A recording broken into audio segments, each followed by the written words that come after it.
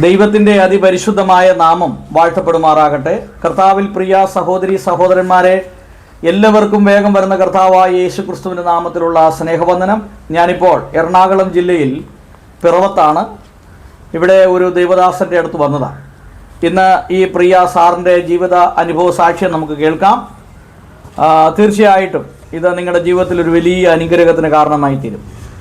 സാറേ, gospel TV UP എന്ന ഈ ചാനലിലേക്ക് ഹാർദമായിട്ട് സ്വാഗതം ചെയ്യുന്നു. സാറിൻ്റെ വിലപ്പെട്ട സമയം ഈ ചാനലിന് വേണ്ടി ചെലവഴിക്കുന്നത് നന്ദി അറിയിക്കുന്നു. സ്വയമായിട്ടൊന്ന് പരിചയപ്പെടുത്താമോ? പേര്, ഇപ്പോൾ എവിടെ താമസിക്കുന്നു, ഏത് സഭയുമായി ബന്ധപ്പെട്ട് നിൽക്കുന്നു, വീട്ടിൽ ആരൊക്കെ ഉണ്ട്, ഇതിനെക്കുറിച്ചൊന്ന് പറയാമോ? ദൈവത്തിന് സ്തോത്രം. ഗോസ്പൽ TV UPയുടെ എല്ലാ പ്രേക്ഷകർക്കും യേശുക്രിസ്തുവിൻ്റെ ധന്യമായ നാമത്തിൽ എൻ്റെ സ്നേഹവന്ദനം അറിയിക്കുന്നു. എൻ്റെ പേര് സജി എ തോമസ്. ഞാൻ ഇപ്പോൾ താമസിക്കുന്നത് എറണാകുളം ജില്ലയിൽ പിറവം എന്ന് പറയുന്ന സ്ഥലത്താണ്. അവിടെ ബൈബിൾ ബാപ്റ്റിസ്റ്റ് സഭയുടെ ശുശ്രൂഷകനായി കഴിഞ്ഞ 13 വർഷമായി ഞാൻ ഈ സ്ഥലത്താണ് പ്രവർത്തിക്കുന്നത്. എൻ്റെ കുടുംബം, ഭാര്യ, 3 മക്കളാണ്. ഞങ്ങളിവിടെ താമസിച്ച് പ്രവർത്തിച്ചു കൊണ്ടിരിക്കുന്നു. ഓക്കെ സാർ, ഏത് ക്രൈസ്തവ പശ്ചാത്തലത്തിൽ നിന്നാണ് ഈ വിശ്വാസത്തിലേക്ക് വന്നത്? ഞാൻ ജനിച്ചു വളർന്നത് കോട്ടയം ജില്ലയിലെ കങ്ങഴ എന്ന് പറയുന്ന കൊച്ചു ഗ്രാമത്തിൽ മുണ്ടത്താനം എന്ന് പറയുന്ന സ്ഥലത്താണ് ഞാൻ ജനിച്ചു വളർന്നത്. എൻ്റെ മാതാപിതാക്കൾ ഞാൻ ജനിക്കുമ്പോൾ അവർ ഒരു ബാപ്റ്റിസ്റ്റ് സഭയുടെ അംഗങ്ങളായിരുന്നു, രക്ഷിക്കപ്പെട്ടവരായിരുന്നു, വേർപെട്ട ദൈവമക്കളായിരുന്നു. അവർ ആത്മാവിലും സത്യത്തിലും കർത്താവിനെ ആരാധിച്ചുകൊണ്ട് പോരുന്നവരായിരുന്നു. എൻ്റെ വല്യപ്പൻ ആ കാലഘട്ടത്തിൽ CSIയിലെ ഒരു ഉപദേശിയായിരുന്നു. ആ പശ്ചാത്തലത്തിൽ നിന്നാണ് ഞങ്ങൾ ബാപ്റ്റിസ്റ്റ് സഭയുടെ, ഞാൻ ജനിക്കുമ്പോൾ ബാപ്റ്റിസ്റ്റ് സഭയിൽ തന്നെയായിരുന്നു. എൻ്റെ മാതാപിതാക്കൾക്കൊക്കെ എന്തായിരുന്നു ജോലി? എൻ്റെ പിതാവ് മാതാവും എൻ്റെ പിതാവ് ഒരു കൂലിപ്പണിക്കാരനായിരുന്നു. എന്ന് പറഞ്ഞാൽ മരംവെട്ട് തൊഴിലാളിയായിരുന്നു അദ്ദേഹം. പിന്നീട് എൻ്റെ ചെറുപ്പകാലത്ത് അദ്ദേഹം മരക്കച്ചവടമൊക്കെ ആയിട്ട് ആണ് മുമ്പോട്ട് പോയത്. സഹോദരങ്ങളൊക്കെ എത്ര പേരാണ്? എനിക്ക് 6 സഹോദരങ്ങളാണ്. ഞങ്ങൾ മക്കൾ 6 പേരാണ്. എൻ്റെ ഒരു മൂത്ത സഹോദരൻ, ഞങ്ങൾ 2 ആൺകുട്ടികളായിരുന്നു. അതിൽ മൂത്ത സഹോദരൻ വടക്കേ ഇന്ത്യയിൽ, പ്രത്യേകിച്ച് മഹാരാഷ്ട്രയിൽ കർത്താവിൻ്റെ വേലയിലായിരുന്നു. IPC സഭയോടുള്ള ബന്ധത്തിലായിരുന്നു, ശുശ്രൂഷകനായിരുന്നു. എന്നാൽ 10-15 വർഷങ്ങൾക്ക് മുമ്പ് അദ്ദേഹം ഈ ലോകത്ത് നിന്ന് മാറ്റപ്പെട്ട് കർത്തൃസന്നിധിയിൽ ചേർക്കപ്പെട്ടു. രോഗബാധിതനായിട്ട് ചേർക്കപ്പെട്ടു. ഇപ്പോൾ ഞങ്ങൾ 5 പേരാണുള്ളത്. 4 സഹോദരിമാരെനിക്കുണ്ട്. ഞാനാണ് വീട്ടിലെ ഏറ്റവും ഇളയ ആൾ. സാറിൻ്റെ വിദ്യാഭ്യാസമൊക്കെ, ചെറുപ്പകാലം വിദ്യാഭ്യാസമൊക്കെ എവിടെയായിരുന്നു? ഞാൻ എൻ്റെ പ്രാഥമിക വിദ്യാഭ്യാസം മുണ്ടത്താനം CMS LP സ്കൂളിലാണ്. അതിനുശേഷം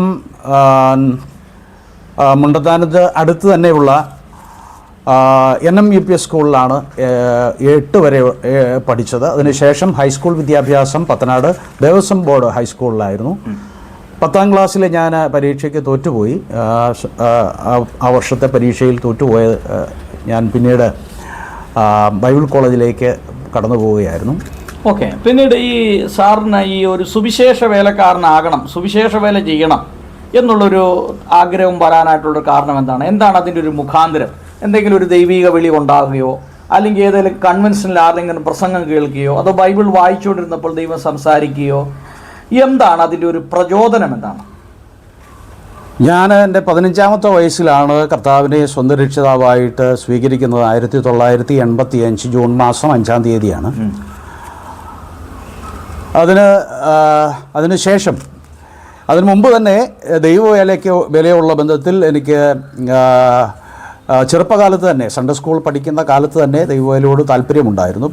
എൻ്റെ കുടുംബ പശ്ചാത്തലം ശുശ്രൂഷകരുടെ ഉള്ള ഒരു പശ്ചാത്തലം കൂടിയാണ്. എൻ്റെ പിതാവിൻ്റെ പിതാവ്, എൻ്റെ വല്യപ്പച്ചൻ, ഒരു ഉപദേശിയായിരുന്നു, അറിയപ്പെടുന്ന ഒരു ഉപദേശിയായിരുന്നുകൊണ്ട് ആ ഒരു പശ്ചാത്തലത്തിലാണ് വളർത്തപ്പെട്ടത്. മാത്രമല്ല എൻ്റെ ശൈശവത്തിൽ എൻ്റെ മാതാവ് പറഞ്ഞ് കേട്ടിട്ടുള്ള കാര്യമാണ്, എൻ്റെ മാതാവ് എന്നെ ദൈവവേലയ്ക്ക് വേണ്ടി ആ കാലഘട്ടത്തിലൊക്കെ മാതാപിതാക്കൾ ചെയ്യാറുള്ളതുപോലെ നേർന്നതാണ്. അതിനൊരു കാരണമുണ്ടായിരുന്നു. ഞാൻ കരയുമ്പോൾ കുഞ്ഞായിരിക്കുമ്പോൾ കരയുമ്പോൾ നിർത്താതെ കരഞ്ഞ് എൻ്റെ ശ്വാസം നിന്നു പോകുന്ന ഒരു അവസ്ഥയുണ്ടായിരുന്നു. അപ്പോൾ അങ്ങനെ ആവർത്തിച്ച് കുഞ്ഞ് നഷ്ടപ്പെടുമോ എന്ന് തോന്നിയ സാഹചര്യത്തിലാണ് എൻ്റെ മാതാവ് ദൈവവേലയ്ക്ക് വേണ്ടി എന്നെ നേർന്നത്. അപ്പോൾ അത് കേട്ട് വളർന്ന ഞാൻ കർത്താവിൻ്റെ വേലയ്ക്ക് വേണ്ടി വളരെ കൗമാരപ്രായത്തിൽ തന്നെ മാനസികമായിട്ട് ഒരുക്കമുള്ളവനായിരുന്നു. 10ാം ക്ലാസ്സിൽ തോറ്റുപോകാൻ ഉള്ള കാരണമുണ്ട്. ആ കാലഘട്ടത്തിൽ എൻ്റെ പിതാവ് രോഗിയായിട്ട് കോട്ടയം മെഡിക്കൽ കോളേജ് ആശുപത്രിയിൽ ഞാൻ 10ാം ക്ലാസ്സിൽ പഠിക്കുന്ന കാലം ഡിസംബറിന് ശേഷമാണ്. മാർച്ചിലാണ് പരീക്ഷ നടക്കുന്നത്. ആ കാലയളവ് മുഴുവൻ എൻ്റെ മാതാവും പിതാവും മെഡിക്കൽ കോളേജ് ഹോസ്പിറ്റലിൽ ചികിത്സയോടുള്ള ബന്ധത്തിലായിരുന്നു. ഞാൻ തനിച്ച് വീട്ടിൽ എൻ്റെ സഹോദരങ്ങളെയൊക്കെ ബന്ധുക്കളും മറ്റും അവരുടെ ഭവനങ്ങളിലേക്ക് കൊണ്ടുപോയി. ഞാൻ തനിച്ച് എൻ്റെ വീട്ടിൽ കങ്ങഴയുള്ള മുണ്ടത്താനത്തുള്ള വീട്ടിൽ പാർത്തു. പഠിക്കാനുള്ള സാഹചര്യമില്ല. എങ്കിലും ഞാൻ പരീക്ഷയിൽ അറ്റൻഡ് ചെയ്തു. പക്ഷേ തോറ്റുപോയി. പക്ഷേ തുടർന്ന് ആ വർഷം തന്നെ ബൈബിൾ കോളേജിലേക്ക് കടന്നു പോവുകയായിരുന്നു. അപ്പോൾ വ്യക്തമായ ഒരു ദൈവിക വിളി ഈ സുവിശേഷ വേലയ്ക്ക് ഉണ്ടായി അല്ലേ? അപ്പോൾ പിന്നീട് എവിടെയാണ് പഠിച്ചതൊക്കെ? എവിടെയാണ് ബൈബിൾ കോളേജ് പഠിച്ചത്? എവിടെയാണ്? ഞാൻ 10ാം ക്ലാസ് കഴിഞ്ഞ് 1985 ബൈബിൾ കോളേജിലേക്ക് കടന്നു പോകുന്നത്. കൊല്ലത്ത് ചാത്തന്നൂർ എന്ന് പറയുന്ന സ്ഥലത്ത് കേരളത്തിൽ അറിയപ്പെടുന്ന ഒരു ബൈബിൾ കോളേജാണ് ബാപ്റ്റിസ്റ്റ് ബൈബിൾ കോളേജ് ചാത്തന്നൂരുള്ള. അവിടെ ഞാൻ കടന്നുപോയി. അവിടെ പഠനം ആരംഭിച്ചു. അവിടെ ഞാൻ പഠിക്കാൻ കടന്നു പോകുന്ന ആ വർഷം ആ കാലയളവൊക്കെ മലയാളം മീഡിയം ആയിരുന്നു. ഒരു വർഷം കഴിഞ്ഞപ്പോഴേക്കും എനിക്ക് പഠിക്കാനുള്ള താല്പര്യം എനിക്ക് എല്ലാ നിലകളിലും ബൈബിൾ പഠിക്കുന്നതിനും അതോടൊപ്പം തന്നെ കാര്യങ്ങളൊക്കെ പഠിക്കാനുള്ള ഒരു കഴിവ്, ആ പ്രാപ്തി ആ ഒരു പഠനത്തിലൂടെ, ആ ഒരു വർഷത്തെ പഠനത്തിലൂടെ ഉണ്ടാവുകയും എനിക്ക് 10ാം ക്ലാസ് പാസ്സാകണം എന്നുള്ള ആഗ്രഹം ഉണ്ടാവുകയും ഞാൻ തിരിച്ച് ഒരു വർഷത്തെ പഠനത്തിന് ശേഷം തിരിച്ച് അവിടെയുള്ള പ്രത്യേകിച്ച് അധ്യാപകരുടെയും അതുപോലെ തന്നെ ഇന്ന് കർത്തൃസന്നിധിയിൽ വിശ്രമിക്കുന്ന കർത്താവിൽ പ്രസിദ്ധനായിരിക്കുന്ന ഡോക്ടർ കെ സി തോമസിൻ്റെയൊക്കെ നിർദ്ദേശപ്രകാരം ഞാൻ നാട്ടിലേക്ക് മടങ്ങിപ്പോയി. ആ വർഷം തന്നെ 10ാം ക്ലാസ്സിൽ 2ാമത് പരീക്ഷ എഴുതി. വളരെ ചുരുങ്ങിയ കാലം കൊണ്ട് 3 മാസത്തെ പഠനം കൊണ്ട് എനിക്ക് 10ാം ക്ലാസ്സിലെ പരീക്ഷ പാസ്സാകുവാനിടയായി. പിന്നെ ഞാൻ മടങ്ങി കോളേജിലേക്ക് കടന്നു പോവുകയും അവിടുത്തെ പഠനം പൂർത്തീകരിക്കുകയും ചെയ്തു. അവിടെ പഠനം പൂർത്തീകരിച്ചതിന് ശേഷമായിട്ട് 2 വർഷത്തോളം, ഏതാണ്ട് 2 വർഷത്തോളം അവിടെ വിവിധ നിലകളിൽ ശുശ്രൂഷയിൽ എന്നെ അവർ പ്രോത്സാഹനം നൽകി നിർത്തുകയുണ്ടായി. ഏതൊക്കെ സ്ഥലങ്ങളിലാണ് സാറ് ഈ സുവിശേഷ വേല ചെയ്തിട്ടുള്ളത്? സുവിശേഷ പ്രവർത്തനങ്ങൾ എന്നോടുള്ള ബന്ധത്തിൽ ആരംഭിച്ചത് ചാത്തന്നൂർ ബാപ്റ്റിസ്റ്റ് ബൈബിൾ കോളേജിൽ നിന്ന് പഠനം പൂർത്തിയാക്കി ഇറങ്ങിയ 1987-88 കാലഘട്ടങ്ങളിലാണ്. അവിടുത്തെ പഠനശേഷം ഞാൻ ആദ്യം ഞങ്ങളെ അയക്കുന്നത്, എന്നോടുകൂടെ മറ്റ് 2 സഹോദരന്മാരുണ്ടായിരുന്നു. ഞങ്ങൾ നെടുങ്കണ്ടത്താണ് ആദ്യത്തെ പ്രവർത്തനത്തിന് കടന്നു പോകും. അതായത് ഇടുക്കി നെടുങ്കണ്ടം. അവിടെ 1 വർഷത്തോളം ഞങ്ങൾ ഏതാണ്ട് 1 വർഷത്തോളം അവിടെ പ്രവർത്തിക്കുകയുണ്ടായി. ആ പ്രവർത്തന ഫലമായി അവിടെ ഒരു സഭ രൂപീകരിച്ചു. ഞങ്ങൾ 3 പേരാണ് അവിടെ പ്രവർത്തിച്ചത്. ഇന്നും അവിടെ ആ സ്ഥലസഭയുണ്ട്.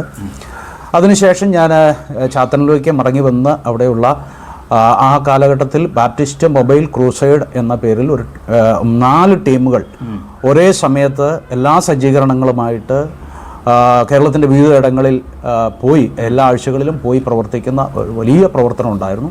അതിൽ ഒരു ടീമിനോട് ചേർന്ന് ഞാൻ പ്രവർത്തിച്ചു. കേരളത്തിൻ്റെ വിവിധ ഇടങ്ങളിൽ പോവുകയും സാക്ഷി പറയുകയും പ്രസംഗിക്കുകയും ഒക്കെ ആ ടീമിനോടുള്ള ബന്ധത്തിൽ ചെയ്യുകയുണ്ടായി. വളരെ അനുഗ്രഹിക്കപ്പെട്ട ഒരു പ്രവർത്തനമായിരുന്നു. ആദ്യകാല പ്രവർത്തനങ്ങളെ കുറിച്ചൊന്ന് വിവരിക്കാമോ? അന്ന് നേരിട്ട വെല്ലുവിളികൾ, ബുദ്ധിമുട്ടുകൾ, കഷ്ടതകൾ, ആ കാര്യങ്ങളെക്കുറിച്ചൊക്കെ ഒന്ന് വിവരിക്കാമോ? ആ ഗ്രാജുവേഷന് ശേഷം ആ 2 വർഷം മാത്രമേ ഞാൻ സുവിശേഷ വേലയിൽ നിന്നുള്ളൂ. അതിനുശേഷം ഞാൻ പഠനത്തിനായിട്ട് ബാംഗ്ലൂരിലുള്ള ബെറിയൻ ബാപ്റ്റിസ്റ്റ് ബൈബിൾ സെമിനാരിയിലേക്ക് കടന്നുപോയി. അവിടെ തുടർന്ന് 5 വർഷത്തോളം പഠിക്കുക. അവിടുത്തെ പഠനം പൂർത്തീകരിച്ചതിന് ശേഷം ആണ് ആ കാലയളവിൽ വളരെ പ്രയാസമുള്ള ഒരു കാലയളവായിരുന്നു എന്നെ സംബന്ധിച്ച്. എന്നെ സപ്പോർട്ട് ചെയ്യാൻ ഞാൻ ആ ചാത്തനുള്ള പ്രവർത്തനമായിട്ട് വിട്ട് ഉപരിപഠനത്തിനായിട്ട് ഞാൻ കടന്നുപോയി. എന്നെ സപ്പോർട്ട് ചെയ്യാനോ സ്പോൺസർ ചെയ്യാനോ അല്ലെങ്കിൽ പഠനത്തെ സഹായിക്കാനോ മറ്റാരുമില്ല. എൻ്റെ കുടുംബ പശ്ചാത്തലം, എൻ്റെ പിതാവ് രോഗിയായി, അദ്ദേഹത്തിന് ഒരു അപകടത്തോടുള്ള ബന്ധത്തിൽ രോഗിയായി തീർന്നു. പിന്നീട് ജോലിക്കൊക്കെ പോകാൻ പറ്റാതെ എൻ്റെ മാതാവ് ജോലിയൊക്കെ ചെയ്താണ്, കൂലിപ്പണിയൊക്കെ ചെയ്താണ് എന്നെ ചാത്തന്നൂരിലുള്ള പഠനത്തിൽ സപ്പോർട്ട് ചെയ്തത്. അതുപോലെ 5 വർഷം ബാംഗ്ലൂരിലുള്ള ബെറിയൻ ബാപ്റ്റിസ്റ്റ് ബൈബിൾ കോളേജിൽ ഞാൻ പഠിക്കുമ്പോൾ സമയത്തും എന്നെ സപ്പോർട്ട് ചെയ്തത് എൻ്റെ അമ്മ എനിക്ക് വേണ്ടി കഷ്ടപ്പെട്ടാണ്, കൂലിപ്പണി ചെയ്താണ് എന്നെ ദൈവവചനം പഠിപ്പിച്ചത്. അങ്ങനെ സാറ് പ്രധാനമായിട്ട് ബൈബിൾ കോളേജിലെ പഠനത്തിന് ശേഷം പിന്നീട് ഈ വിദ്യാർത്ഥികളെ പഠിപ്പിക്കുന്ന ഒരു മേഖലയിലേക്കാണോ തിരിഞ്ഞത്, അതോ ചർച്ച് മിനിസ്ട്രി ആയിരുന്നോ? ഞാൻ ബാംഗ്ലൂരിലുള്ള പഠനത്തിന് ശേഷം നാട്ടിലേക്ക് കങ്ങഴയിലേക്ക് കടന്നു വന്നു. അതിനുശേഷം സഭാപ്രവർത്തനങ്ങളോടുള്ള ബന്ധത്തിൽ ചില സ്ഥലങ്ങളിൽ പ്രവർത്തിച്ചു. തിരുവല്ലായിലെ ഒരു പ്രവർത്തനവുമായിട്ട് ബന്ധപ്പെട്ട് പൊന്തൻപുഴയിലൊരു സഭയുടെ ശുശ്രൂഷകനായിരുന്നു. അതിനുശേഷം ഞാൻ വെള്ളാവൂർ ഒരു സഭയോടുള്ള ബന്ധത്തിൽ ശുശ്രൂഷകനായിരുന്നു. ആ കാലഘട്ടത്തിലാണ് ഞാൻ പാമ്പാടിയിലുള്ള ബിബ്ലിക്കൽ ബാപ്റ്റിസ്റ്റ് ബൈബിൾ കോളേജിലെ അധ്യാപകനായിട്ട് പ്രവേശിക്കുന്നത്. ഇപ്പം എത്ര വർഷമായിട്ട് ഈ പാമ്പാടിയിലുള്ള ബൈബിൾ കോളേജിൽ പഠിപ്പിക്കുന്നു? ഞാൻ ഇപ്പോഴൊരു 15 വർഷത്തോളം ആയി ഇവിടെ പഠിപ്പിക്കുന്നു. ഇടയ്ക്ക് ഒരു കാലഘട്ടത്തിൽ ഞാൻ ശുശ്രൂഷയ്ക്ക് വേണ്ടി നമ്മുടെ സുനാമി മേഖലയിലേക്ക്, നമ്മുടെ സുനാമി ഉണ്ടായപ്പോൾ ആ മേഖലയിലേക്ക് പ്രവർത്തനത്തിനായിട്ട് കടന്നുപോയി. ഒരു 11 വർഷത്തോളം ഞാൻ കരുനാഗപ്പള്ളിക്കടുത്ത്, ഓച്ചിറയ്ക്കടുത്ത് ആയിരന്തങ്ങ് എന്ന് പറയുന്ന സ്ഥലത്ത്, കേരളത്തിലെ ഏതാണ്ട് ഏറ്റവും കൂടുതൽ ആളുകൾ സുനാമി മൂലം മരണപ്പെട്ട, 400ഓളം വീടുകൾ നഷ്ടപ്പെട്ട ആ പ്രദേശത്ത് ആ സുനാമിയോട് ബന്ധപ്പെട്ട് റിലീഫ് വർക്കിനോടുള്ള ബന്ധപ്പെട്ട് ഞാൻ അവിടെ കടന്നുപോയി. അവിടെ ഞാൻ 11 വർഷം അവിടെ പ്രവർത്തിക്കുകയുണ്ടായി.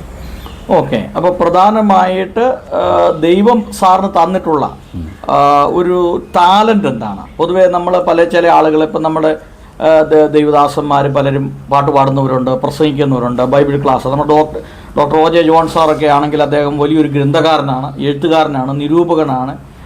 അപ്പം ആ ഒരു രീതിയിൽ സാറിന് ദൈവം തന്നിട്ടുള്ള ടാലന്റുകൾ എന്തൊക്കെയാണ്?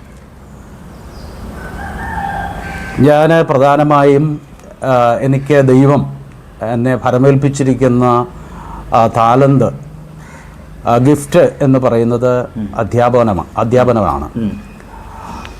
അത് ഞാൻ മനസ്സിലാക്കിയിട്ടുള്ള ഒരു വസ്തുത തന്നെയാണ്.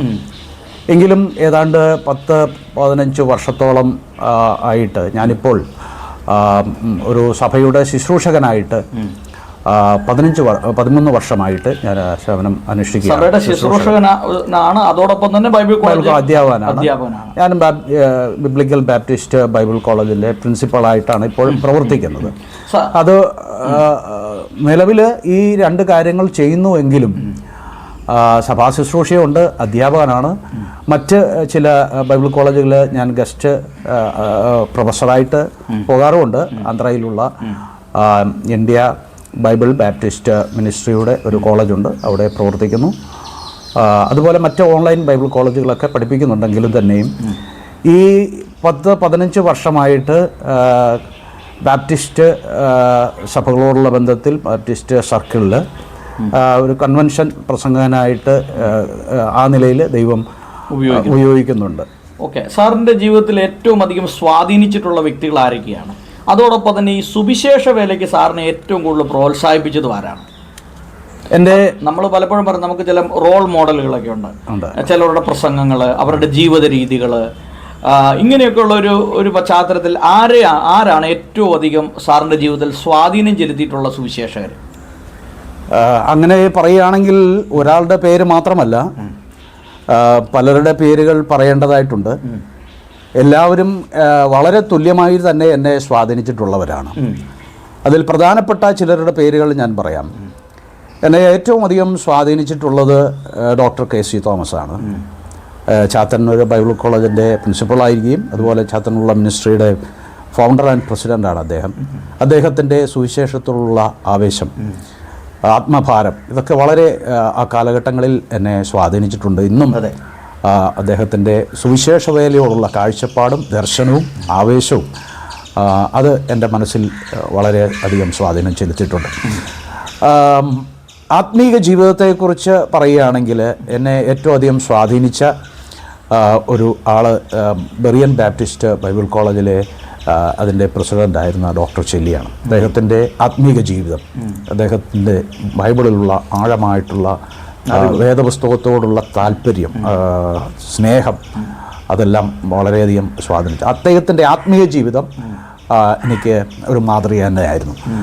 അതുപോലെ തന്നെ പ്രവർത്തനങ്ങളോടുള്ള ബന്ധത്തിൽ പറയുകയാണെങ്കിൽ ശുശ്രൂഷകളോടും പ്രവർത്തനങ്ങളോടും സമൂഹത്തോടുമുള്ള കാഴ്ചപ്പാട് എന്ന് പറയുന്നത് അതിന് എന്നെ സ്വാധീനിച്ച ഒരു വലിയ വ്യക്തിത്വമുണ്ട്. അത് ഇന്ന് കർത്തൃസന്നിധിയിൽ വിശ്രമിക്കുന്ന റവറൻഡ് TS സൈമൺ അവറുകളാണ്. അദ്ദേഹത്തിൻ്റെ കാഴ്ചപ്പാടുകൾ, സമൂഹത്തോടുള്ള കാഴ്ചപ്പാടുകൾ, ദൈവവേലയുള്ള കാഴ്ചപ്പാടുകൾ, അതൊക്കെ വളരെ ചെറുപ്പത്തിൽ തന്നെ എന്നെ സ്വാധീനിച്ചിട്ടുള്ള കാര്യമാണ്. ഓക്കെ, സാറിൻ്റെ ഈ സുവിശേഷ പ്രവർത്തന രംഗങ്ങളിൽ സാറിൻ്റെ മേഡത്തിൻ്റെ, അതായത് വൈഫിൻ്റെ സഹധർമ്മിണിയുടെ ഒരു പ്രോത്സാഹനം എത്രമാത്രം ആത്മീയ ജീവിതത്തിൽ വളരുവാൻ സഹായിച്ചിട്ടുണ്ട്? തീർച്ചയായിട്ടും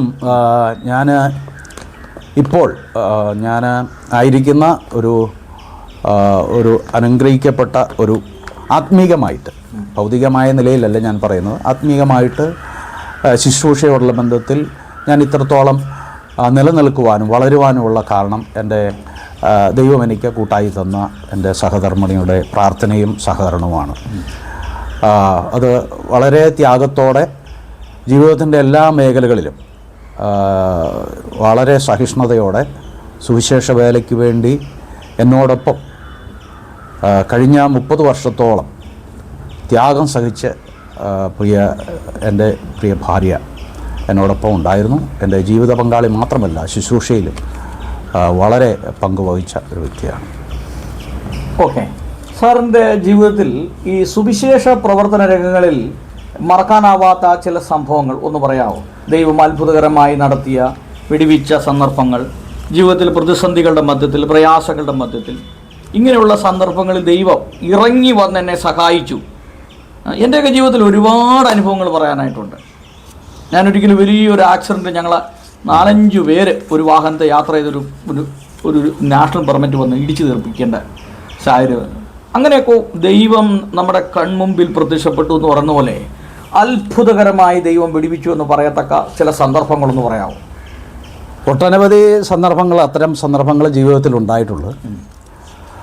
അതിൽ മറക്കാനാവാത്ത ദൈവ സാന്നിധ്യം വളരെ ശക്തമായിട്ട് വ്യക്തമായിട്ടുമൊക്കെ അനുഭവിച്ചറിഞ്ഞ പല സന്ദർഭങ്ങളുണ്ട്. ഞാൻ 1989 ശേഷം ഏതാണ്ട് 1 വർഷത്തോളം വടക്കേന്ത്യയിൽ മധ്യപ്രദേശിൽ മൊറേന എന്ന് പറയുന്ന ആ സ്ഥലത്തിനടുത്താണ്, ഗ്വാളിയറിനൊക്കെ അടുത്തായിട്ടുള്ള സ്ഥലത്ത് ഒരു സ്കൂളിലെ അധ്യാപകനായിട്ട് 1 വർഷം അവിടെ ഒരു സ്കൂളിൽ അധ്യാപകനായിട്ടാണ് ഞാൻ അവിടെ കടന്നു ചെന്നത്.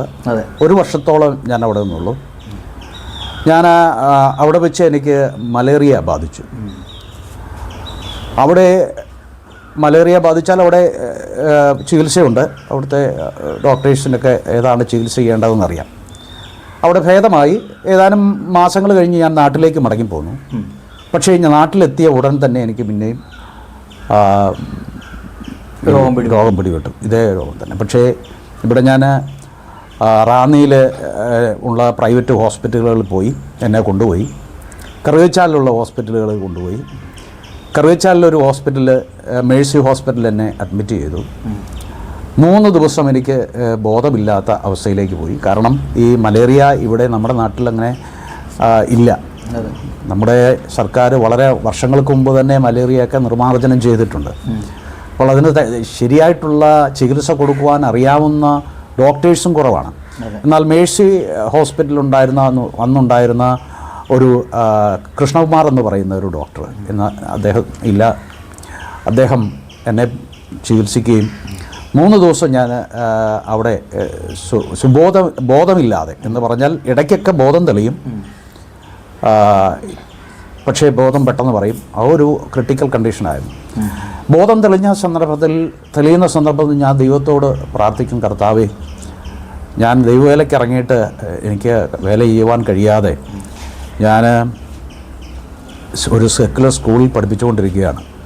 നീ എനിക്ക് ഇനി ആയുസ് തന്ന ഈ രോഗത്തിൽ നിന്ന് എന്നെ വിടുവിച്ചാൽ ഞാൻ തുടർന്നുള്ള നാളുകൾ ഞാൻ അനുസരണക്കേട് കാണിക്കാതെ, ദൈവവിളിക്ക് അനുസരണക്കേട് കാണിക്കാതെ നിൻ്റെ വേല ചെയ്തോളാം എന്ന് ആ ബോധം വരുന്ന സന്ദർഭങ്ങളിൽ പ്രാർത്ഥിക്കുകയുണ്ടായി.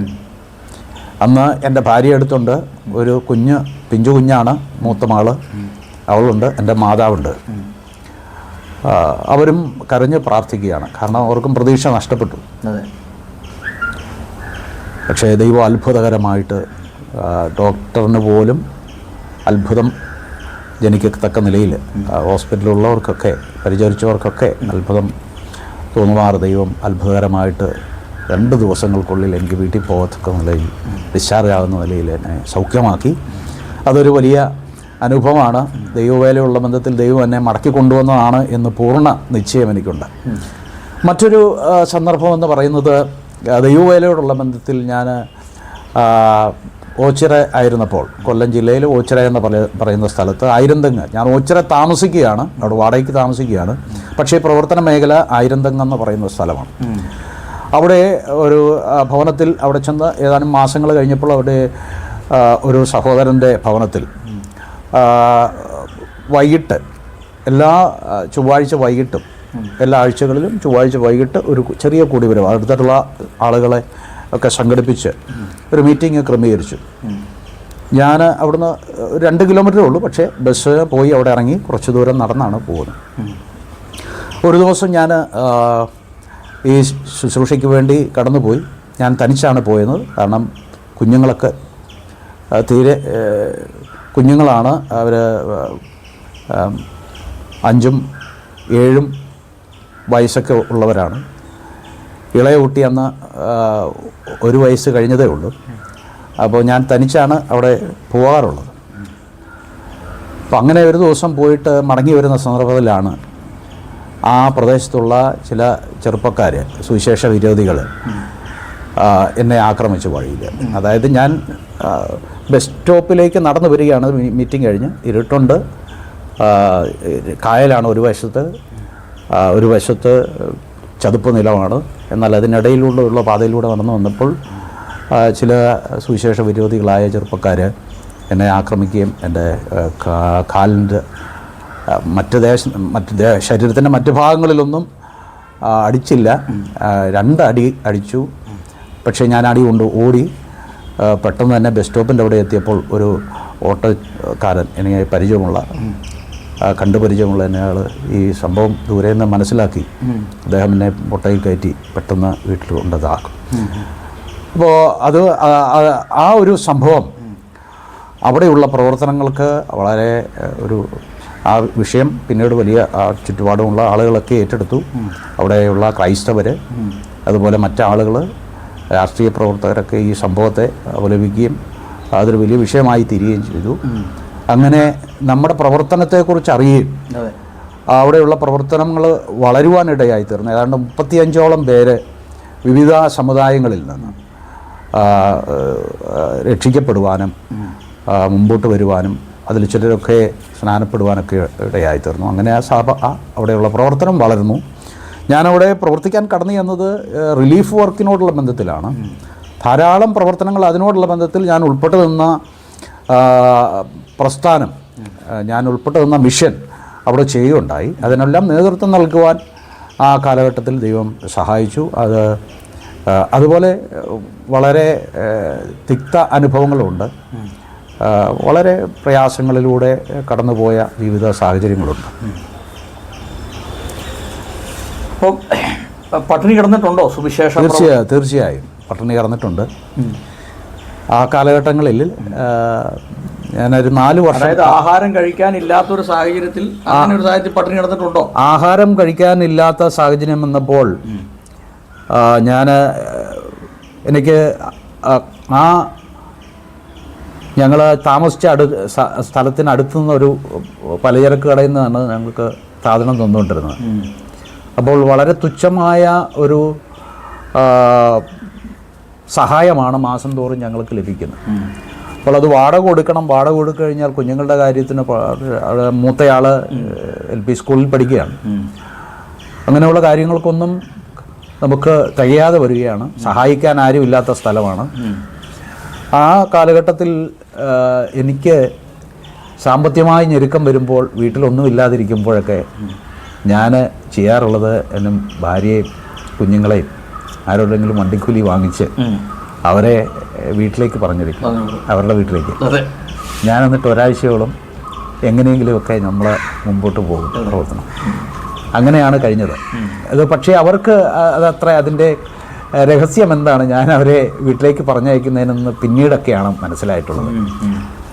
അങ്ങനെയാണ് കുറേ വർഷങ്ങൾ, ഏതാണ്ട് 4-5 വർഷത്തോളം സ്ഥലത്ത് 4-5 വർഷത്തോളം സുവിശേഷ വേലയിൽ ഒരുപാട് പട്ടിണി അനുഭവിച്ചു. ഒത്തിരി പട്ടിണി അനുഭവിച്ചു, ഒരുപാട് കഷ്ടം അനുഭവിച്ചു. അല്ല, ഇന്നത്തെ തലമുറയുടെ പട്ടിണിയെക്കുറിച്ചൊന്നും പറഞ്ഞാൽ അവർക്ക് മനസ്സിലാകില്ല, അത് മറ്റൊരു കാര്യം. പക്ഷേ സുവിശേഷകർ, ഒരുപാട് പട്ടിണി കിടന്നിട്ടുള്ള സുവിശേഷകരുണ്ട്. അത് നമ്മൾ തിരിച്ചറിയുക, ജീവിതത്തിൽ അനുഭവിച്ച കഷ്ടതകളെക്കുറിച്ച്.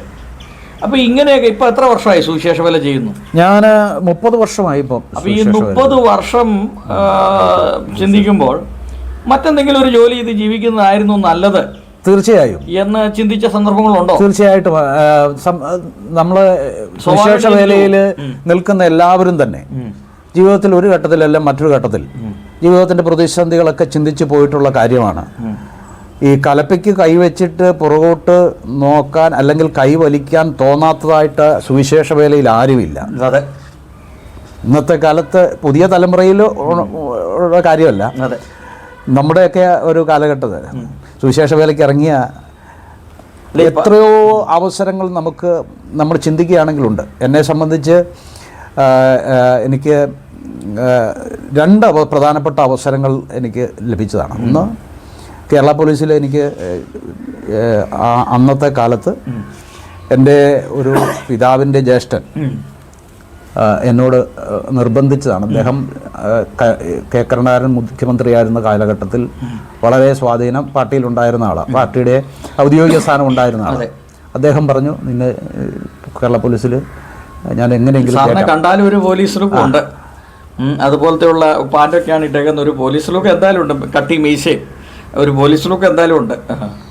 അപ്പോൾ അങ്ങനെ ഒരു അവസരം ഉണ്ടായിരുന്നു എനിക്ക് അങ്ങനെ പോകണമെങ്കിൽ പോകാമായിരുന്നു. അതുപോലെ ഞാൻ ഇപ്പൊ തോന്നുന്നുണ്ട് അതല്ല നല്ലത്, തീർച്ചയായിട്ടും അവസരങ്ങൾ ഉണ്ടായിരുന്നു എന്നാണ് ഞാൻ പറഞ്ഞത്. പക്ഷെ പോകണമെന്ന് മനസ്സില്ലായിരുന്നു, അന്നും ഇല്ല ഇന്നും ഇല്ലായിരുന്നു. മറ്റൊരു അവസരം ഞാൻ എൻ്റെ സഹോദരിമാർ 2 പേര് ഡൽഹിയിൽ ജോലി ചെയ്യുന്നുണ്ടായിരുന്നു. അവിടെ പോയി കുറച്ച് സമയം ഞാൻ പഠിച്ചുകൊണ്ടിരുന്ന സമയത്ത്, ബാംഗ്ലൂർ പഠിച്ചുകൊണ്ടിരുന്ന അവധിക്കാലത്ത് പോയി നിൽക്കുമായിരുന്നു. എനിക്ക് വലിയൊരു ഓഫർ അവിടെ നിന്ന് കിട്ടി. അതായത് CRPF ബോർഡർ സെക്യൂരിറ്റി ഫോഴ്സിലും CRPF ഒക്കെ അന്ന് അവിടെ കയറ്റാൻ നമ്മുടെ മലയാളികൾ അവിടെ കരുത്തുള്ളവർ, സ്വാധീനമുള്ളവരുണ്ടായിരുന്നു. അപ്പോൾ അവർ ആകുന്നത് നിർബന്ധിച്ചാണ് BSF അന്ന് ചേരാൻ. പക്ഷേ അവിടെ അന്നും ഞാൻ മടങ്ങി അവധിക്കാലം കഴിഞ്ഞ് ബൈബിൾ കോളേജിലേക്ക് കടന്നു പോന്നു. പിന്നീട് വിദേശത്തൊക്കെ പോയി ജോലി ചെയ്യാനുള്ള അവസരങ്ങളോ ഒക്കെ പലരും അതിന് സഹായിക്കാമെന്നൊക്കെ പറഞ്ഞു. പക്ഷേ അപ്പോഴും എൻ്റെ മനസ്സിൽ ഞാൻ കറുവച്ചാലിലെ മേഴ്സി ഹോസ്പിറ്റലിൽ മലേറിയ ബാധിച്ച് അബോധാവസ്ഥയിൽ കിടന്ന സമയത്ത് ഇടയ്ക്ക് ബോധം വരുമ്പോൾ ദൈവത്തോട് പറഞ്ഞ വാക്ക് എന്നെ എപ്പോഴും ഓർമ്മിപ്പിക്കുകയും പിന്നെയും ഈ കലപ്പയ്ക്ക് മുറുകെ പിടിക്കാനായിട്ട് ദൈവം കരുത്ത് നൽകുകയും ചെയ്തു. ഓക്കെ, ഒരു സുവിശേഷകൻ, നല്ലൊരു സുവിശേഷകൻ എങ്ങനെയായിരിക്കണം? എന്താണ് ഒരു നല്ല സുവിശേഷകൻ്റെ യോഗ്യത?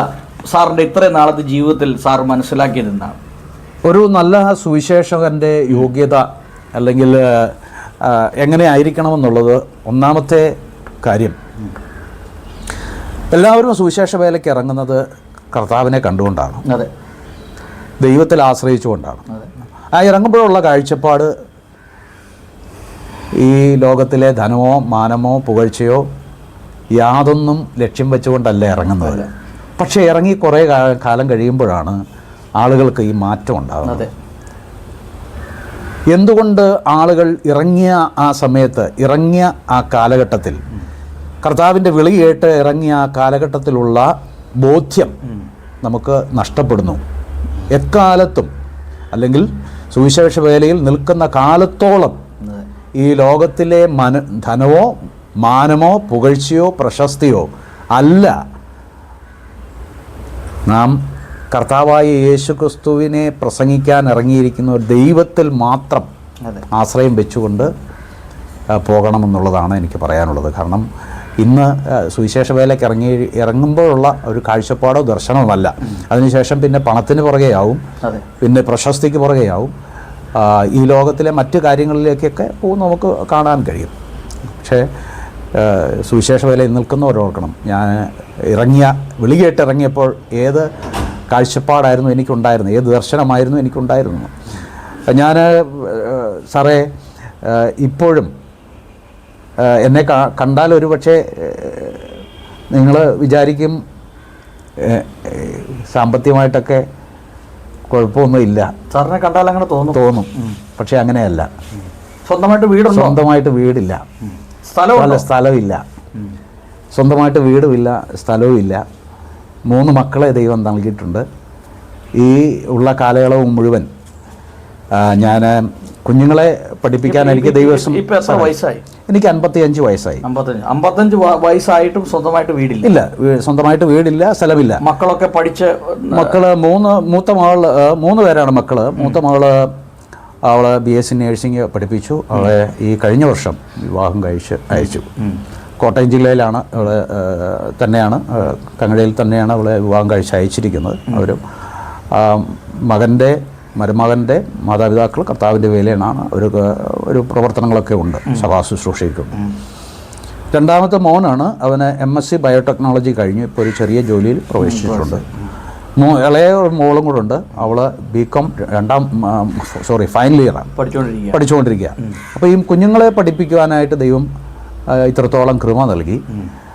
ഞാൻ പറയുകയാണെങ്കിൽ എൻ്റെ സുഹൃത്തുക്കൾ, സ്നേഹിതരൊക്കെ, അടുത്ത സ്നേഹിതരും ഒക്കെ പറയാറുണ്ട്, ഈ മണ്ടത്തരാണ് കാണിച്ചത്, അബദ്ധം പറ്റി, നിനക്ക് വേണമെങ്കിൽ ഉണ്ടാക്കാം. കാരണം കായംകുളത്ത് ഈ സുനാമിയുടെ റിലീഫിനോടുള്ള ബന്ധത്തിൽ ഞാൻ ഈ റിലീഫ് വർക്കൊക്കെ ചെയ്യുമ്പോൾ നമുക്കതിൻ്റെ നേതൃത്വം ഉണ്ടായിരുന്നു. ആ കാലഘട്ടത്തിൽ ഒരുപക്ഷെ ഞാൻ വിചാരിച്ചാൽ എനിക്ക് ആ ഒരു ചില കൃത്രിമങ്ങളൊക്കെ കാണിച്ചാൽ പൈസ ഉണ്ടാക്കാം, സ്ഥലം വാങ്ങിക്കാം, വീടുണ്ടാക്കാമായിരുന്നു. പക്ഷേ ഞാൻ ഇന്ന് വരെ പണത്തെ ആഗ്രഹിച്ചിട്ടില്ല. ദൈവം നൽകുന്നെങ്കിൽ നൽകട്ടെ, ഇല്ലെങ്കിൽ വേണ്ട, അല്ലെങ്കിൽ ദൈവത്തിൻ്റെ സമയമാകട്ടെ. ഇനി സ്വന്തമായിട്ടൊരു വീടില്ലാതെ അല്ലെങ്കിൽ വസ്തുവില്ലാതെ ഈ ഭൂമിയിൽ നിന്ന് മാറ്റപ്പെടാനാണ് ദൈവം ആഗ്രഹിക്കുന്നെങ്കിൽ, അല്ലെങ്കിൽ ദൈവഹിതം അങ്ങനെ ആണെങ്കിൽ അങ്ങനെ ആയിക്കോട്ടെ. അതല്ലല്ലോ ലോകത്തുനിന്ന് മാറ്റപ്പെടുന്നു. പക്ഷെ അതിനെക്കുറിച്ച് പറയടല്ല. ഞാൻ ഈ ഒരു ദൈവാസം പറഞ്ഞ പോലെ എൻ്റെ മുഖം കണ്ടാൽ ഒന്നുമില്ലാത്തവനാണെന്നുള്ളൊരു ചമ്മൽ എൻ്റെ മുഖത്തില്ല. ഇല്ല. എത്രയോ സുവിശേഷകര് സ്വന്തമായിട്ടൊരു വീട് പോലും ഇല്ലാതെ അവര് ജീവിക്കുന്നു. ഇല്ല, അത് മാത്രമല്ല ജീവിതത്തിന്റെ പ്രതിസന്ധികൾ എത്രയോ പേര് പിന്മാറിപ്പോയി. അതെ, ഒരുപാട് പേരെ അറിയാം പിന്മാറിപ്പോയത്. ഈ പരിപാടി വേണ്ട എന്ന് ചിന്തിച്ച് നിസ്സാരമായ ഈ കാര്യങ്ങൾക്ക്, ഞാൻ നിസ്സാരം എന്ന് പറയുന്നത് എന്നോടുള്ള ബന്ധത്തിലാണ് കേട്ടോ, ഈ വീടിനും ഈ വസ്തുവിനും വേണ്ടി ആളുകൾ വിശ്വാസം ത്യജിച്ച് മറ്റ് മാർഗങ്ങളിലേക്ക് പോകുന്ന ആളുകളെ കുറിച്ച് ഞാൻ കേൾക്കുന്നുണ്ട്. ഇന്നും ഞാൻ ഒരാളെ കുറിച്ച് അങ്ങനെ കേട്ടു. ഒരു ദൈവദാസൻ ദീർഘവർഷങ്ങൾ കർത്താവിൻ്റെ വേലയിൽ വിവിധ പ്രസ്ഥാനങ്ങളിൽ, പെന്തക്കോസ്റ്റ് പ്രസ്ഥാനങ്ങളിൽ നിന്നാണ്, അതിനുശേഷം ബാപ്റ്റിസ്റ്റ് പ്രസ്ഥാനത്തിൽ നിന്നാണ്.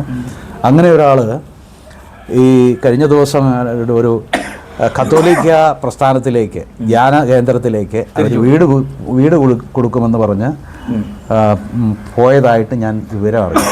എനിക്ക് വളരെ സങ്കടം, വേദനയും ഹൃദയത്തിലുണ്ടായി. കാരണം ഇത്രയും നാളും പ്രസംഗിച്ച, അല്ലെങ്കിൽ ഇത്രയും നാളും കർത്താവിനെ പിൻപറ്റിയിട്ട് നമ്മൾ ഈ താൽക്കാലികമായതിനു വേണ്ടി നിത്യതയെ ബലി കഴിക്കരുതെന്നാണ് പറയാറുള്ളത്. ഓക്കെ, ഇനി എന്താണ് സാറിൻ്റെ ഒരു ഇത്രയും പുതിയ പദ്ധതികളൊക്കെ എന്തൊക്കെയാണ്? ഇനി ശിഷ്ടമുള്ള ആയുസ് ഏത് രീതിയിൽ വിനിയോഗിക്കണമെന്നാണ് സാറിൻ്റെ ഒരു പദ്ധതി?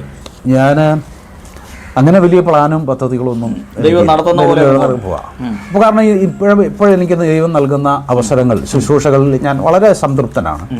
വളരെയധികം പ്രവർത്തിക്കാനായിട്ട് ദൈവം എനിക്ക് അവസരങ്ങൾ നൽകുന്നുണ്ട്. കൺവെൻഷനുകൾ നൽകുന്നുണ്ട്. അതുപോലെ ക്ലാസ്സുകൾ എടുക്കാനായിട്ട് നമുക്ക് അവസരങ്ങൾ ദൈവം നൽകുന്നുണ്ട്. അതോടൊപ്പം തന്നെ കഴിഞ്ഞ കോവിഡിൻ്റെ കാലഘട്ടത്തിൽ ഞാൻ പറയാൻ വിട്ടുപോയി.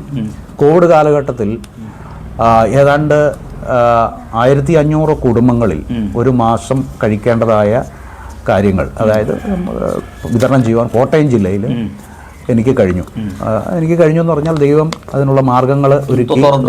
സഹോദരങ്ങൾ, അതുപോലെ തന്നെ എൻ്റെ സ്നേഹിതർ ആ കാലഘട്ടത്തിൽ അകമഴിഞ്ഞ ആ കാര്യത്തിന് വേണ്ടി സഹായിച്ചു. ഏതാണ്ട് 1500ഓളം കുടുംബങ്ങളിൽ ഇത് എത്തിച്ചു കൊടുക്കുവാനായിട്ട്, ഭക്ഷണ കിറ്റുകൾ എത്തിച്ചു കൊടുക്കാനായിട്ട് സഹായിച്ചു. പക്ഷേ അതിന് ശേഷവും ഈ വലിയ തുക, ഒരു 10 ലക്ഷത്തോളം വരുന്ന തുക ലഭിച്ചപ്പോഴും, പലപ്പോഴായിട്ട് ലഭിച്ചു, ഇതിനു വേണ്ടി ലഭിച്ചപ്പോഴും എന്നോട് അടുത്തറിയാവുന്നവരോ, നീ 2 സെന്റ് സ്ഥലമെങ്കിലും വാങ്ങിക്കും ഈ കാശ് ഉപയോഗിച്ച് പറഞ്ഞിട്ടുണ്ട്. പക്ഷേ ഒന്നും ചിലവില്ല. അത് വഴിച്ചെലവും ഭക്ഷണത്തിൻ്റെ ചിലവും ഇതൊക്കെ നമ്മൾ അതിൽ നിന്ന് എടുത്തിട്ടുള്ളൂ. അങ്ങനെ പോലെ നമ്മൾ ഇപ്പോൾ സാർ ഇത്രയും ആയി നിൽക്കുമ്പോൾ ഇതിൻ്റെ പിന്നിൽ ഒരുപാട് പേരുടെ അധ്വാനമുണ്ട്. സാജു തോമസ് എന്ന ഞാൻ ഇവിടെ നിൽക്കുന്നുണ്ടെങ്കിൽ ഇപ്പോൾ സാറിനെ ഞാൻ കാണാൻ വന്നത് ഡോക്ടർ OJ ജോൺ സാറിൻ്റെ ഒരു നിർദ്ദേശപ്രകാരമാണ്. അപ്പോൾ നമ്മൾ ഓരോരുത്തരും വളർന്ന് വലുതാകുന്നതിൻ്റെ പിന്നിൽ ചില ആളുകളുടെ കരങ്ങളുണ്ട്. തീർച്ചയായിട്ടും. അപ്പോൾ സാർ ഇന്ന് ഇത്രയും 56 വയസ്സ് വരെ സുവിശേഷ വില നിൽക്കുമ്പോൾ നന്ദിയോടെ ഓർക്കേണ്ട ആളുകൾ, അതായത് ഞാൻ തിരുവല്ലായ പഠിക്കുമ്പോൾ ഒരു പല്ല് തേക്കാൻ ഒരു പേസ്റ്റ് പോലും മേടിക്കാൻ നിവൃത്തിയില്ലാത്ത സന്ദർഭം ഉണ്ടായിരുന്നു. വസ്ത്രമില്ലാത്ത കണ്ണാടി, എനിക്ക് കണ്ണിന് കാഴ്ചക്കുറവുണ്ട്, എനിക്ക് കണ്ണാടിയില്ലാതെ കണ്ണാടി ഒടിഞ്ഞു പോയി. എനിക്ക് അന്നൊരു കണ്ണാടി മേടിച്ചെന്ന പ്രൊഫസർ ജോൺ സക്രിയ സാറാണ്. ഞാൻ അദ്ദേഹത്തോട് ചെന്ന് ചോദിച്ചു, സാറേ ഒരു കണ്ണാടി മേടിക്കാൻ ഒരു ഇച്ചിരി പൈസ തരാം, വായ്പ തരാം. പുള്ളി എന്നെ ഇങ്ങനെ നോക്കി, ഞങ്ങളുടെ അധ്യാപകനാണ് പുള്ളി. അന്ന് ഒരു 300 രൂപ എടുത്ത് എനിക്ക് തന്നിട്ട് പറഞ്ഞു, ഇത് തിരിച്ചു തരണ്ട കേട്ടോ എന്ന് പറഞ്ഞു. അപ്പം കണ്ണെല്ലാം ഇങ്ങനെ, ഈ 2 ദിവസം കണ്ണാടി വെച്ചില്ലെങ്കിൽ കണ്ണിന് ഒരു ഇച്ചിരി വീർക്കലുണ്ടാവും, ഇങ്ങനെ വീർത്തു വരും. അപ്പോൾ അങ്ങനെ സഹായിച്ച ആളുകളുണ്ട്. അപ്പോൾ ഇങ്ങനെ ഏതെല്ലാം മേഖലകളിൽ നമ്മളെ സഹായിച്ചിട്ടുള്ള ആളുകളുണ്ട്. അപ്പോൾ ഞാൻ എന്ന വ്യക്തി, അല്ലെങ്കിൽ സാർ എന്ന വ്യക്തി, ഡോക്ടർ OJ ജോൺ സാർ എന്ന വ്യക്തിയൊക്കെ ഈ നിലയിൽ എത്തി നിൽക്കുമ്പോൾ നമുക്ക് നന്ദിയോടെ ഓർക്കേണ്ട ഒരുപാട് ആളുകളുണ്ട്. അവരാരൊക്കെയാണെന്ന് പറയാമോ?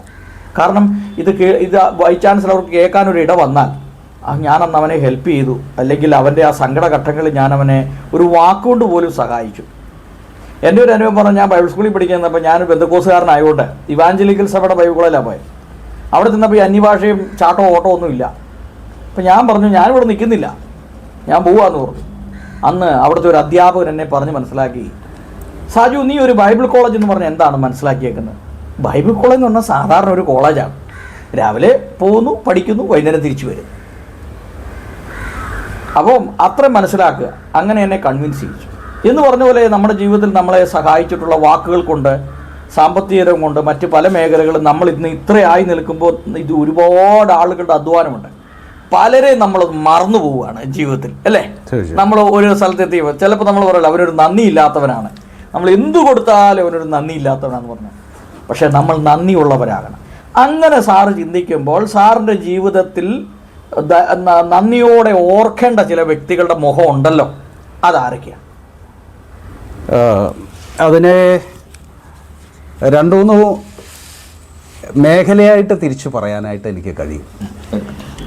തീർച്ചയായിട്ടും ഒരുപാട് പേരുടെ, ഒത്തിരി ദൈവദാസന്മാരുടെ ഒക്കെ പ്രോത്സാഹനവും സഹായങ്ങളും ഒക്കെ എനിക്ക് സ്നേഹവും ഒക്കെ എനിക്ക് കിട്ടിയിട്ടുണ്ട്. ഒന്നാമതായിട്ട് ശുശ്രൂഷയോടുള്ള ബന്ധത്തിൽ പ്രോത്സാഹനങ്ങൾ നൽകിയിട്ടുള്ള ധാരാളം പേരുണ്ട്. പ്രത്യേകിച്ച് ഞാനിപ്പോൾ അധ്യാപകനായിരിക്കുന്ന പ്രിൻസിപ്പളായിട്ടിരിക്കുന്ന ബിബ്ലിക്കൽ ബാപ്റ്റിസ്റ്റ് ബൈബിൾ കോളേജിൽ ബിബ്ലിക്കൽ ബാപ്റ്റിസ്റ്റ് ബൈബിൾ കോളേജിൻ്റെ പ്രസിഡൻ്റ് ആയിരുന്ന ഇന്ന് കർത്തൃസന്നിധിയിൽ വിശ്രമിക്കുന്ന റവറൻ TS തോംസൺ, അദ്ദേഹം ശുശ്രൂഷയിൽ എനിക്ക് വളരെ പ്രോത്സാഹനം നൽകിയിട്ടുണ്ട്.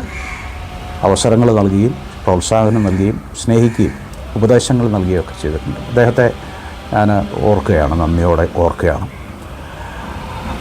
അതോടൊപ്പം തന്നെ എന്നെ ബൈബിൾ കോളേജ് അധ്യാപകനായിട്ട് എനിക്ക് ദൈവവചനം പഠിപ്പിക്കാൻ കഴിയും എന്ന ബോധ്യം എനിക്കുണ്ടാകുന്നതിന് മുമ്പ് തന്നെ ആ ഒരു ബോധ്യമുണ്ടായിട്ട് എന്നെ ഈ അധ്യാപന രംഗത്തേക്ക് കൊണ്ടുവന്നത് ഡോക്ടർ ഷാജി ഷമുവൽ ജോസാണ്. അദ്ദേഹം ഇന്ന് അമേരിക്കയിൽ ശുശ്രൂഷയിലാണ്. അദ്ദേഹം എൻ്റെ സഹപാഠിയാണ്, ശുശ്രൂഷകനാണ്.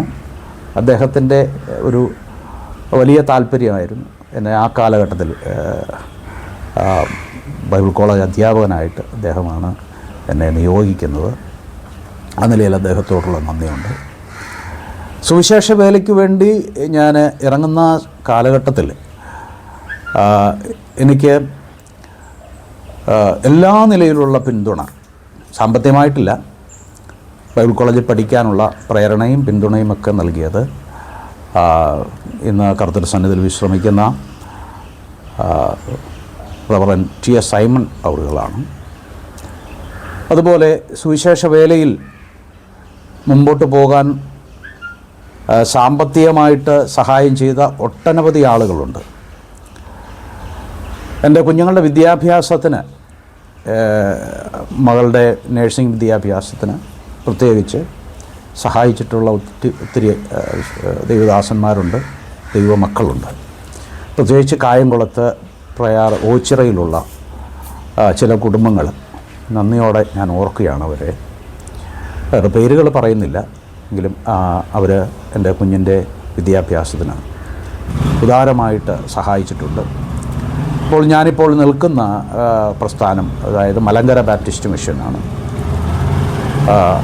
ആ മലങ്കര ബാപ്റ്റിസ്റ്റ് മിഷൻ്റെ ഫൗണ്ടറും പ്രസിഡൻറ്റുമായിരിക്കുന്ന പാസ്റ്റർ മാത്യു തോമസ് അവറുകൾ, അതുപോലെ ഇപ്പോഴത്തെ പ്രസിഡൻ്റായിരിക്കുന്ന പാസ്റ്റർ സന്തോഷ് ജോർജ് തുടങ്ങിയവരൊക്കെ ആ നിലയിൽ സാമ്പത്തികമായിട്ട് സഹായിച്ചിട്ടുണ്ട്, പ്രോത്സാഹനം നൽകിയിട്ടുണ്ട്.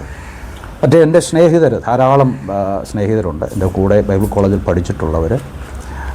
അതുപോലെ തന്നെ നാട്ടിലുള്ള OJ ജോൺ സാറിനെ പോലുള്ളവരൊക്കെ ഈ നിലകളിലൊക്കെ ശുശ്രൂഷയിൽ പ്രോത്സാഹനം നൽകി ഇവരെയും അവരുടെ സ്നേഹവും അവരുടെ സഹകരണവും പ്രോത്സാഹനവും ഒക്കെ എനിക്ക് ശുശ്രൂഷയ്ക്കും എൻ്റെ ജീവിതത്തിനുമൊക്കെ അനുഗ്രഹമായിരുന്നു. അവരെല്ലാം നന്ദിയോടെ ഞാൻ ഓർക്കുന്നു. ഞാനിപ്പോൾ ഇൻഡിപെൻഡൻറ്റ് ബിഷപ്പ് കൗൺസിൽ എന്ന് പറയുന്ന ഒരു സംഘടനയുടെ ഒരു ഭാരവാഹിയാണ്. അതായത് ഇന്ത്യയിലെ എല്ലാ സംസ്ഥാനങ്ങളിലും ഉണ്ട്, ഏതാണ്ട് 22,000 അംഗങ്ങളുള്ള ഒരു പ്രവർത്തനമാണ്. അതിൽ കേരളത്തിൻ്റെ ജനറൽ സെക്രട്ടറി ആയിട്ട്, അതായത് എക്സിക്യൂട്ടീവ് കമ്മിറ്റിയിലുണ്ട്, കേരളത്തിൻ്റെ ജനറൽ സെക്രട്ടറി ആയിട്ട് പ്രവർത്തിക്കുന്നു. ഇന്ത്യയിലെ എല്ലാ സംസ്ഥാനങ്ങളിലും പ്രവർത്തനമുണ്ട്. അതിൻ്റെ പ്രധാനപ്പെട്ട ഉദ്ദേശം നമ്മൾ ഇന്നത്തെ കാലഘട്ടത്തിൽ ഭാരത സഭ അഭിമുഖീകരിക്കുന്ന, ക്രൈസ്തവർ അഭിമുഖീകരിക്കുന്ന, പ്രത്യേകിച്ച് സുവിശേഷ പ്രവർത്തകർ അഭിമുഖീകരിക്കുന്ന പ്രശ്നങ്ങളിൽ ഇടപെടുക എന്ന ലക്ഷ്യത്തോടുകൂടിയാണ്. ഞങ്ങൾക്ക് ഒരു അഡ്വക്കേറ്റ്സ് റിട്ടയർഡ് ആയിട്ടുള്ള ജഡ്ജസിൻ്റെയും ഒരു പാനലുണ്ട്. ഏതെങ്കിലും തരത്തിലുള്ള നിയമസഹായങ്ങൾ എവിടെയെങ്കിലും ഇന്ത്യയിൽ ഏത് സംസ്ഥാനത്തിലും ആവശ്യമാണെങ്കിൽ ഞങ്ങളെ അറിയിച്ചാൽ ഇടപെടുന്നതായിരിക്കും. സൗജന്യമായിട്ട് നിയമസഹായങ്ങൾ നൽകുന്നതായിരിക്കും. അതുപോലെ എതിർപ്പുകൾ, അതുപോലെ പീഡകൾ ക്രൈസ്തവർക്കെതിരെ നേരിടുന്ന പീഡകളിലൊക്കെ അവിടെ കടന്നു ചെന്ന് ഈ ഉദരങ്ങൾ ഏൽക്കുന്ന പ്രയാസങ്ങളിലൂടെ കടന്നു പോകുന്ന ആളുകൾക്ക് വേണ്ട സഹായങ്ങൾ ചെയ്തു നൽകുവാൻ അതാത് സ്ഥലങ്ങളിൽ ഞങ്ങൾക്ക് പ്രതിനിധികളുണ്ട്. ആ വിവരം ഈ സമയത്ത് അറിയിക്കുകയാണ്. ഓക്കെ.